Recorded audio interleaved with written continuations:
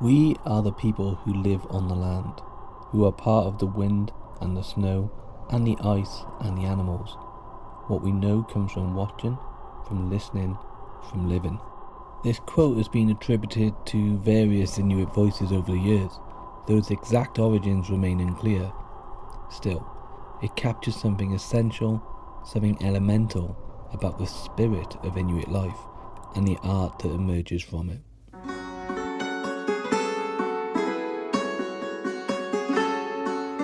Hello, my name is Kieran Hughes-Jones and I'm the founder of taliesinantiques.com.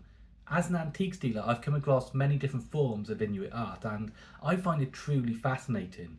The way it's made is so beautifully carved and detailed, it's so rich in meaning, and it gives an insight into a people that live so differently to the majority of us. On top of that, there are many collectors from across the world who follow this art form. Now this video is a beginner's guide. It's for anyone who's interested in understanding Inuit art that little bit more. And if you're already familiar with the subject, I'd still appreciate you watching and just giving me some feedback. Now to begin with, we're going to talk about who are the Inuit. The Inuit are indigenous peoples who have lived for thousands of years across the Arctic regions of Canada, Greenland and Alaska. Their culture is built on a deep relationship with the land, ice and the animals of the far north. Now you might be more familiar with the word Eskimo. It's still used in Alaska, but in Canada and Greenland it's widely rejected. The term Inuit is now the respectful and accurate name for these communities. Inuit art has existed for thousands of years, long before it was ever considered art. Early pieces were functional and spiritual. Figures, amulets, and tools were carved from ivory, whalebone, wood, any materials they could find in their environment. Most were portable, which was essential for nomadic life. They carried luck, protection, and memory. These are rare to find and considered extremely valuable today. In 1948, Canadian artist James Houston travelled north, saw the creative brilliance of Inuit sculpture and brought back works to Montreal. They sold out almost instantly, and this lit a fuse. Through both private and government sponsorship, Inuit art began to evolve into a recognised art form. Cooperatives were formed, carving and printmaking became a source of income, pride and cultural preservation.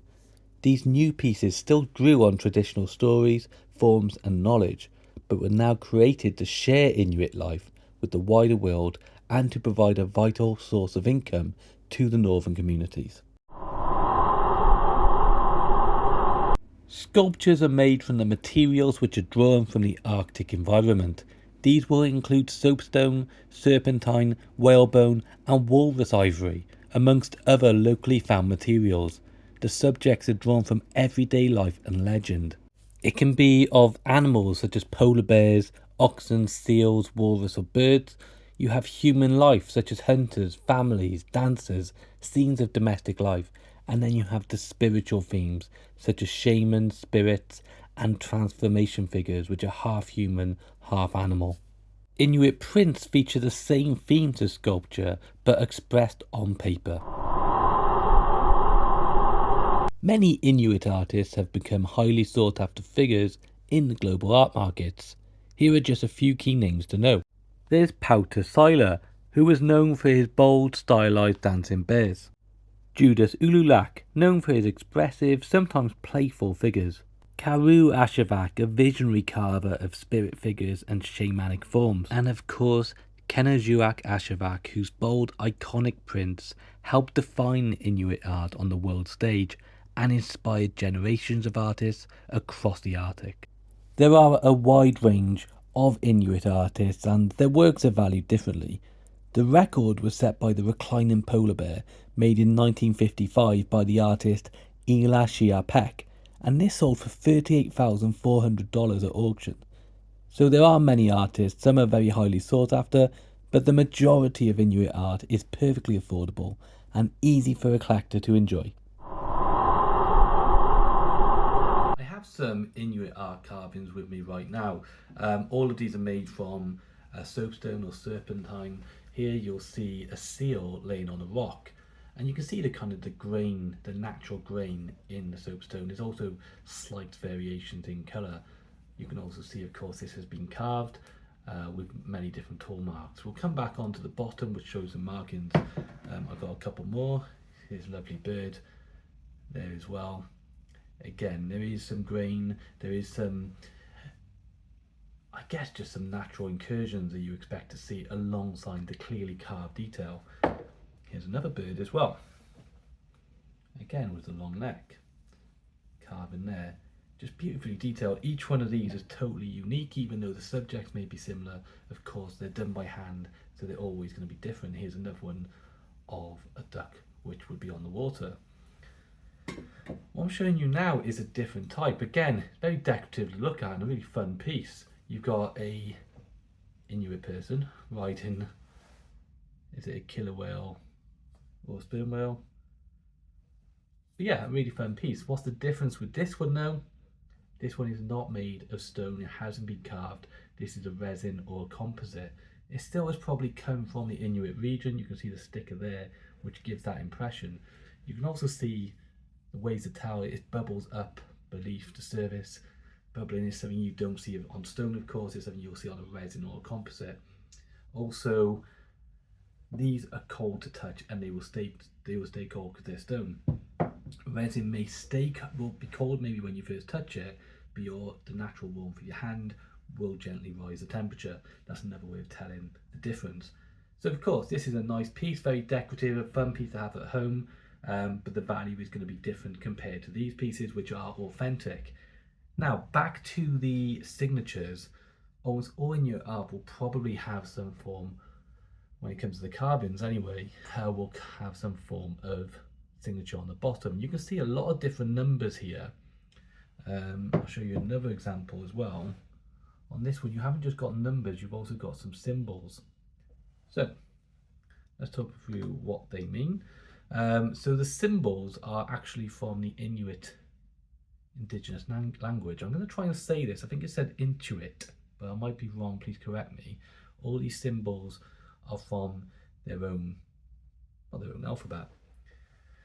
You also have, I'm going to show you on this piece, these disc numbers. Usually they can start with D, and then you have a series of numbers beneath. I've got another one here. Does that have it?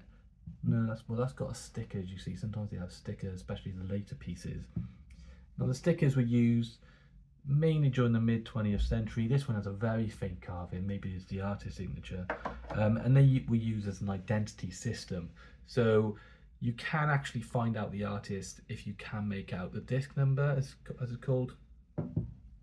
And yeah, we'll talk about how to do that now. I'm going to show you a couple of different pieces which I have available on my website, which are totally different to these animal carvings. They're more spiritual. Let's have a look at that. I'm showing you these two carvings because they both have an Eskimo Art Certificate tag. Now, these were issued from the 1970s by the Canadian government, and they're very helpful because they not only show the name, where it was made and a date, but they are an authentication of the artwork. Probably the best advice I can give anybody who's interested in this subject is to use what is probably the most valuable tool for collectors and researchers, the website catalytic.com. It features a vast searchable database of Inuit artists, and it includes the artist biographies, their known disc numbers, signatures and syllabics, auction records, and examples of style and subject matter. So if you can find a carving with a signature or a number, you can often trace it back directly to the artist using this website. So it's an essential resource for verifying the piece's origin and value. So Inuit art is both beautiful and a testimony to the people and their traditions go back thousands of years. It's a voice from the people who live in the coldest, harshest environments that we can only imagine. You know, there's something really raw and genuine, and most importantly, deeply human about this art form. You know, in our world of high consumption, it reminds us of what it takes to endure, to adapt, and to create. So next time you're walking past a stall, whether it be in a market, a boot sale as we have in the UK, or in the shop, keep an eye out for these little carvings, because you never know you never know. It could be a little voice from the Arctic there waiting to be heard. So thank you so much for watching the video. I hope you enjoyed what you've seen today. If you have found it interesting, useful in any way, I would appreciate if you could press the like button and comment on the video. And please watch my other videos, which are also about antiques and art. And if you would, I'd appreciate if you could also subscribe to the channel. So thank you again for watching. I'll see you again next time. All the best. Bye bye now.